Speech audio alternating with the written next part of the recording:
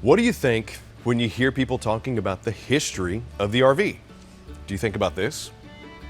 Let's dig into the true origins from its humble beginnings to where it is today. Simply put, people have loved camping since the population started moving westward. Now, the Conestoga Wagon wasn't exactly camping for certain, but people felt the need to move about without the need for an inn, and move about they did.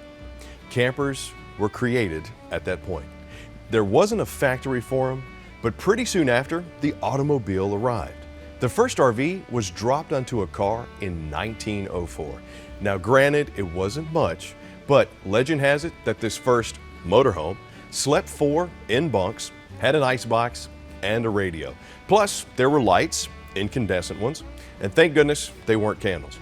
Now in 1915 came the Gypsy van, literally one single van created by the wealthy Conklin family. What they did was they took their DIY motorhome from created campsite to campsite across the country all the way to California. This precursor to the motorhome had a full kitchen, sleeping spaces, table, desk, bookcase, convertible sofa, small appliances, incandescent lights, and even a roof garden. Now, if you stop back and think about it for a minute, bringing food was a necessity. It wasn't as if the Conklins were going to run into a Target on their way, so they had to have something, right? Hence the garden roof. So the Gypsy van's trek whetted the American appetite for travel. With the cost of a car going down, the middle class were beginning to retrofit their vehicles. Then, in the mid-1920s, they didn't need to anymore. Quite a few auto and truck manufacturers started producing their very own motorhomes, including REO and the famous REO Speedwagon. Now, as it is today, there was a limitation to the motorhome.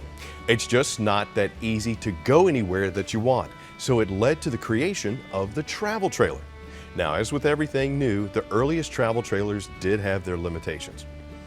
A man by the name of Arthur Sherman bought a tent trailer. After his family got drenched riding a storm out while trying to put it up and failing miserably, he came up with the first solid body travel trailer as we know it today. His children dubbed it the Covered Wagon. Now in January 1930, he took it to the Detroit Auto Show. By the end of the show that one day, he had sold 118 of them. Sherman's Covered Wagon Company was born, and so was the RV industry. By the end of the 1930s, 20,000 solid body travel trailers were being made annually, including Wally Byam's Airstream, whose company had just started back in 1929. In the late 30s, the first ever fifth wheel arrived in the guise of the Aero car. Now, what's cool about this RV was it had no chassis and it relied upon a custom-built car to tow it, so it wasn't very available.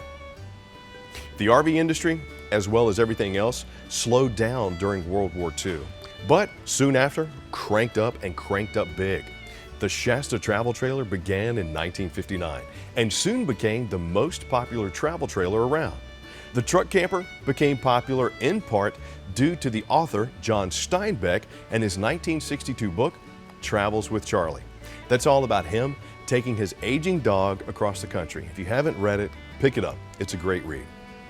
Winnebago started building economically attainable motorhomes back in 1967, but not before the largest organization for RV ownership began, the Good Sam Club. That started in 1966, and Good Sam ushered in a camaraderie with fellow camping enthusiasts, be it the ones that liked the solid-built, solid-body travel trailer set, the ones that liked motorhomes, or the new-to-the-scene camper van courtesy of Volkswagen and its iconic Westfalia. The rush to create newer and better RVs marched on from then until now.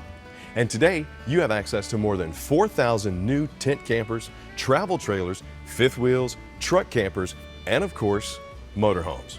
So, I hope you've enjoyed this brief trip through the RV history. And as always, happy camping.